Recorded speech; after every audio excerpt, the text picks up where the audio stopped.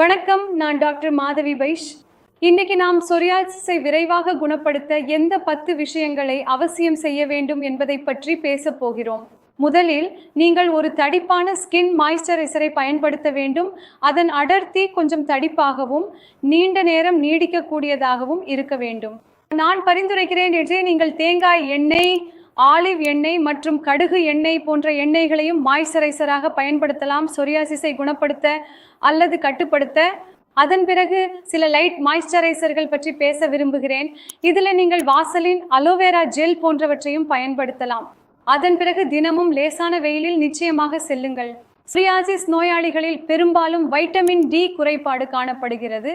நீங்கள் காலை நேர வெயிலில் 10 முதல் 15 நிமிடங்கள் செல்லும் போது அது உங்களுக்கு மிகவும் பயனுள்ளதாக இருக்கும் மற்றும் உங்கள் உடலில் உள்ள வைட்டமின் டி குறைபாட்டை சரி செய்யவும் உதவும். மூணாவது, நான் பரிந்துரைக்கிறேன், நீங்கள் ஒரு மைல்டான வாசனை இல்லாத சோப்பை பயன்படுத்துங்கள். உங்களுடைய சோப்பில் மிகவும் கடுமையான வலுவான ரசாயனங்கள் அல்லது வாசனை இருந்தால் அது உங்கள் தோலை எரிச்சலடைய செய்யும் மற்றும் சோரியாசிஸ் பிளாஸ்களை அதிகரிக்கவும் உங்கள் அறிகுறிகளையும் மோசமாக்கவும் செய்யும்.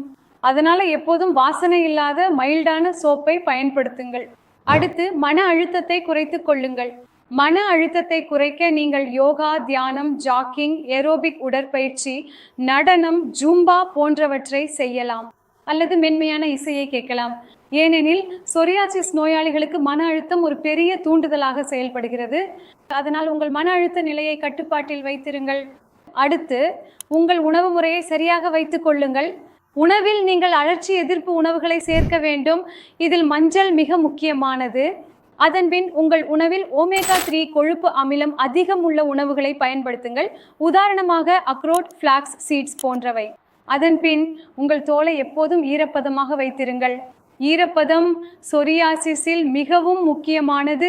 ஏனெனில் உங்கள் தோல் எவ்வளவு அதிகம் ஈரப்பதமாக இருக்கும் அவ்வளவு குறைவாக திடைகள் உருவாகும், உரிசல்கள் குறையும், உங்கள் உடலில் அழற்சி குறையும். அதனால் குறைந்தபட்சம் 4 லிட்டர் தண்ணீர் நீங்கள் 24 மணி நேரத்தில் குடிக்கிறதை முயற்சிக்கவும். பிறகு மதுபானம் மற்றும் புகைப்பிடிப்பை போன்ற விஷயங்களை தவிர்க்கவும். மதுபானம் மற்றும் புகைப்பிடிப்பு உங்கள் உடலில் அழற்சியை அதிகரிக்கும் மற்றும் சொரியாசிஸை மேலும் அதிகரிக்கும், மேலும் திடமான தாக்கங்களை உருவாக்கும். அதனால் மதுபானம் மற்றும் புகைப்பிடிப்பை தவிர்க்கவும். பிறகு உங்கள் தோலை உரச விடாதீர்கள். எங்கும் காயம் ஏற்படாதவாறு கவனிக்கவும். மேலும் காற்றோட்டம் செல்லக்கூடிய துணிகளை, உதாரணத்திற்கு பருத்தி போன்றவற்றை அணியவும். நீங்கள் ஜார்ஜெட் அல்லது செயற்கை நார்களை பயன்படுத்தினால் அது உங்கள் தோலை எரிச்சலடைய செய்து சொரியாசிஸை அதிகரிக்கக்கூடும். அப்புறம் நீராடும் போது வெந்நீரை தவிர்க்கவும். வெந்நீர் தோலில் மிகுந்த உலர்ச்சியை ஏற்படுத்தும். இது சொரியாசிஸை மேலும் அதிகரிக்கவும் தோல் உருண்டுகளையும் அதிகரிக்கவும் செய்யும். பிறகு ஒரு மென்மையான எண்ணெய் மசாஜ் செய்யவும். வாரத்திற்கு ஒரு முறை சொரியாசிஸின் புள்ளிகள் உள்ள உங்கள் முழு தோலிலும் இதை செய்யவும். இந்த அனைத்து குறிப்புகளும் உங்களுக்கு பயனுள்ளதாக இருக்கும் என்று நம்புகிறேன். உங்கள் அனுபவங்களை கருத்து பகுதியில் கண்டிப்பாக பகிரவும்.